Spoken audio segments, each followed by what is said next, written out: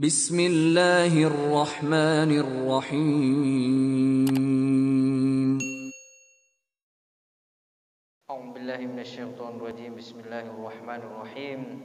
Assalamualaikum warahmatullahi wabarakatuh. Alhamdulillahi rabbil alamin bi ni'matihi tatimmus shalihat. Asyhadu an la ilaha illallah wa asyhadu anna sayyidana Muhammadan abduhu wa rasuluh.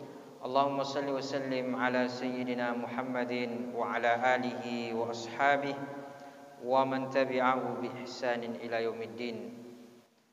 Subhanaka la ilma lana illa ma 'allamtana innaka antal alimul hakim. Bapak Ibu hadirin dan hadirat jamaah salat zuhur yang dimuliakan Allah Subhanahu wa taala. Bersyukur kita kepada Allah dengan mengucapkan alhamdulillahi rabbil alamin. Salawat serta salam kita sampaikan kepada baginda Rasulullah sallallahu alaihi wasallam dan mengucapkan Allahumma shalli ala sayyidina Muhammad wa ala ali sayyidina Muhammad. Assalamu alayka ya Rasulullah, assalamu alayka ya Habiballah. Bapak Ibu hadirin dan hadirat muliakan Allah Subhanahu wa taala, kembali kita lanjutan kajian tentang ekonomi syariah. Dan kita sudah membahas bahwa salah satu yang diperhatikan di dalam muamalah Islam ini yaitu adalah ketentuan akadnya, yaitu transaksinya. Maka oleh karena itu di dalam fikih muamalah itu dibahas tentang akad-akad. Nah, ada yang namanya akad jual beli dengan segala ketentuannya yang harus terwujud, dan ada akad-akad yang lain. Nah, sebagaimana kita sebutkan bahwa di dalam Islam ini ada dua bagian besar akad di dalam transaksi. Ada yang disebut dengan uqud tijari, ada pula yang disebut dengan uqud tabarru'at. Nah, uqud tijari ini adalah akad-akad yang memang bertujuan untuk memperoleh profit, memperoleh keuntungan. Nah, jadi kalau kita ingin mendapatkan keuntungan, profit, itulah akad-akadnya. Jual beli, sewa menyewa, bagi hasil, kemudian jasa dan lain sebagainya. Kalau kita ingin mengambil profit, ingin mendapatkan keuntungan, kita jual, kita beli sekian, kita jual sekian. Nah, itu boleh kita mengambil keuntungan. Jadi dia adalah uang dengan barang. Inilah konsep daripada lembaga keuangan syariah pada hari ini. Jadi dia salah satu akadnya itu adalah jual beli, membeli lalu kemudian menjual. Karena tentu ingin mengambil keuntungan. Jadi lembaga-lembaga keuangan ini atau kita dalam bertransaksi tentu kita ingin mendapatkan keuntungan. Nah, maka ada yang disebut dengan akad-akad ini memang diperuntukkan untuk mendapatkan profit, itu mendapatkan keuntungan. Nah, dari mana keuntungan ini? Yaitu adalah dari transaksi jual belinya. Maka di situ ada keuntungannya. Itulah yang menjadi profit daripada aktivitas dalam bertransaksi. Maka ada keuntungan yang didapat. Kemudian keuntungan ini juga diperoleh dari jasa. Maka ada jasanya. Jadi ada layanan-layanan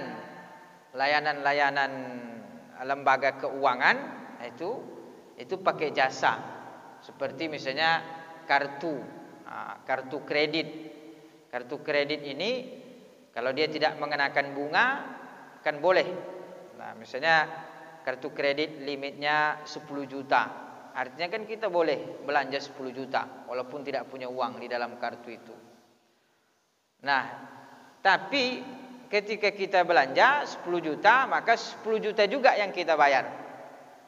Hanya ditambah dengan administrasi. Administrasi daripada penerbitan kartu atau bulanannya. Jadi yang didapatkan oleh bank ini adalah administrasinya. Dan kita belanja 10 juta tetap 10 juta yang kita bayar. Mungkin ditambahlah dengan administrasi. Jadi bukan berbunga. Karena kalau berbunga karena kan kalau kita pakai kartu kredit ini sama dengan kita berhutang. Karena kan kita belanja tidak punya uang. Jadi kita belanja itu adalah pakai uang bank. Sehingga kita belanja dengan kartu kredit ini pada hakikatnya kita berhutang. Nah, lalu kemudian kalau misalnya kita belanja 10 juta bayar 12 juta, maka itu kan tidak boleh. Karena riba jatuhnya. Karena bertambah. Hutang piutang kita bertambah. Ini tidak boleh. Kullu qardin jarra naf'an fahuwa riba. Setiap pinjaman yang mendatangkan tambahan yang disyaratkan maka itu adalah riba. Nah, tapi kalau tambahannya itu adalah administrasi jasanya, jasa administrasi ini dibolehkan. Nah, itu yang membedakan. Nah, dari jasa inilah didapat keuntungan. Lalu kemudian jasa dari mana? Karena kan kalau kita belanja bukan kita yang bayar, tapi yang bayar itu adalah bank. Jadi bank membayarkan kita ke supplier. Bukan kita yang bayar, tapi bank nanti yang membayar ke suppliernya, ke penyedia barang. Itulah kita gaji dia. Jadi bank ini kita gaji dia untuk membayarkan hasil belanjaan kita. Itulah yang disebut dengan jasa. Jadi boleh. Nah, kalau tidak mengenakan bunga, boleh. Maka ada keuntungan yang sifatnya adalah keuntungan aktivitas jual beli, ada keuntungan jasa, dan ada pula nanti keuntungan berupa bagi hasil. Jadi ada usaha-usaha yang dibiayai, lalu kemudian ada hasilnya, itulah yang dibagi. Jadi bagi hasil namanya. Maka inilah yang disebut dengan akad-akad yang bertujuan untuk memperoleh profit, bertujuan untuk memperoleh keuntungan. Dan ini boleh, karena kita sebagai muslim itu juga dianjurkan untuk beraktivitas yang mendatangkan nilai profit.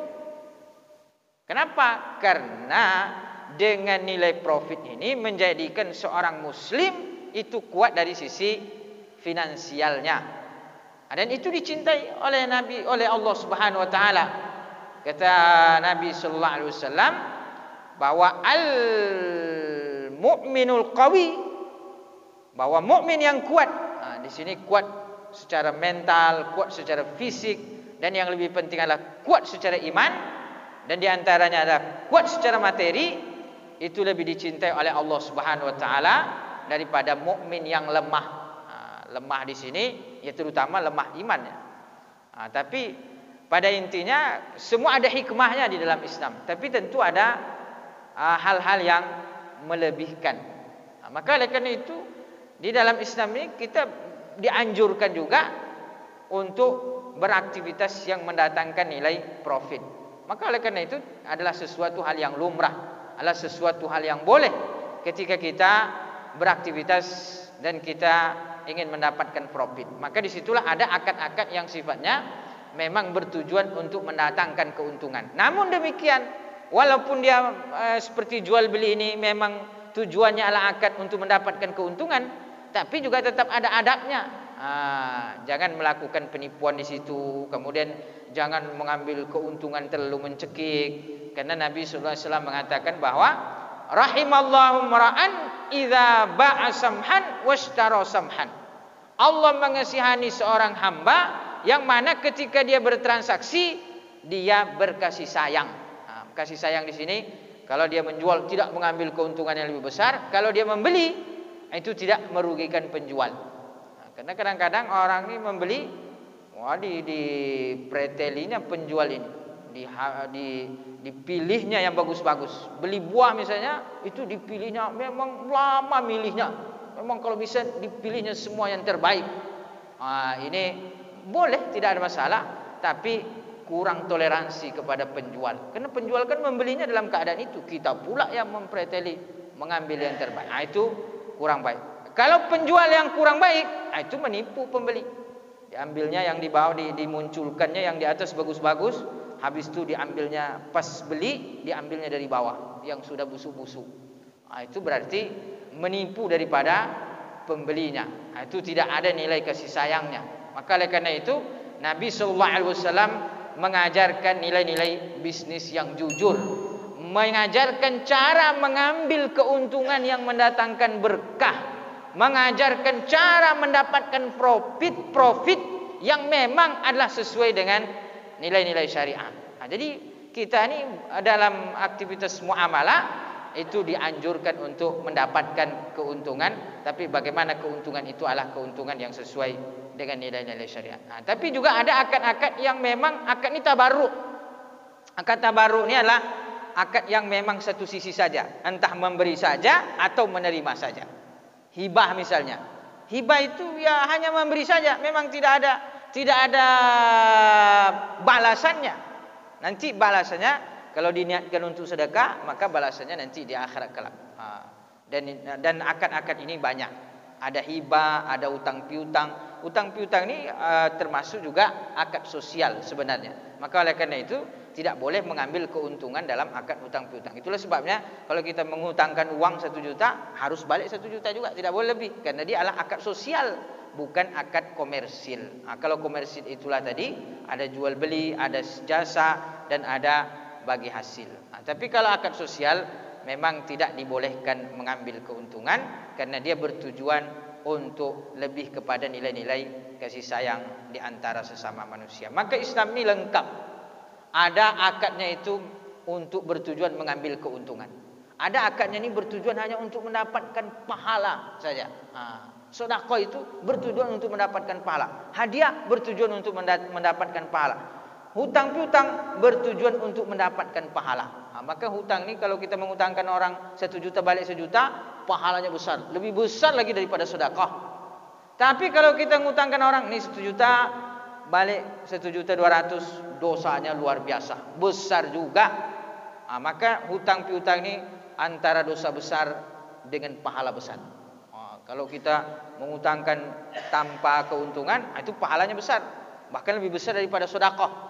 Ketika Nabi Isra Mi'raj, itu beliau melihat tertulis di pintu surga bahwa pahala memberikan piutang itu lebih besar daripada pahala bersedekah. Itulah diantara daripada keistimewaan Islam. Dia lengkap, dia ada akad untuk mengambil keuntungan, dan ada akad yang memang dikhususkan untuk nilai-nilai sosial, nilai-nilai kebaikan. Maka mudah-mudahan kita menjadi hamba yang istimewa dengan menjalankan nilai-nilai syariah yang sempurna, sehingga kita istimewa di mata Allah Subhanahu wa taala, baik di dunia maupun di akhirat. Terima kasih dan mohon maaf. Subhanakallahumma wa bihamdika asyhadu an la ilaha illa anta astaghfiruka wa atubu ilaik. Wassalamu alaikum warahmatullahi wabarakatuh. Bismillahirrahmanirrahim.